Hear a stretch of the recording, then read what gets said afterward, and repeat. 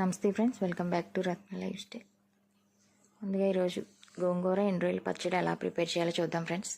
Stove మీద బాణీ పెట్టుకుని అరకిలో వేరుశనగ నూనె వేసాను. ఆయిల్ బాగా కాగిన తర్వాత మనం ముందుగా క్లీన్ చేసేసి పక్కన పెట్టుకున్న ఎండ్రాయిల్ని శుభ్రంగా వేయించుకోవాలి. దాంట్లో వేసుకుని దోరగా వేయించుకోవాలి.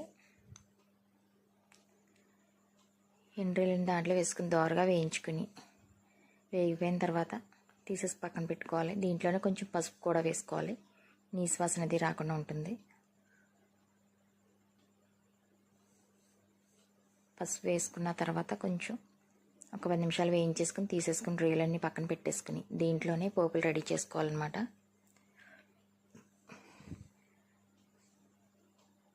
ఒక 10-15 వెల్లుల్లిపాయల్లో 2 వెల్లుల్లిపాయలు బాగా కచ్చపచ్చగా చెతగొట్టుకుని, ఒక 10 ఎండుమిర్చి ముక్కలు, 2 రెబ్బల కరివేపాకు,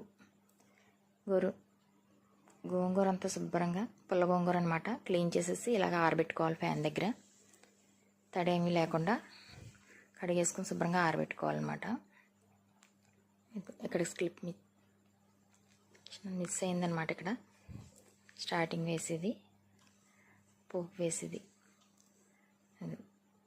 దీంట్లోనే వెల్లుల్లిపాయలు, ఎండుమిర్చి, కరివేపాకు, మినప్పప్పు, ఆవాలు, జీలకర్ర అన్నీ వేసి పోపు పెట్టేసుకుని మనం ముందుగా వేయించుకున్న రొయ్యలు, ఆరబెట్టుకున్న గోంగూర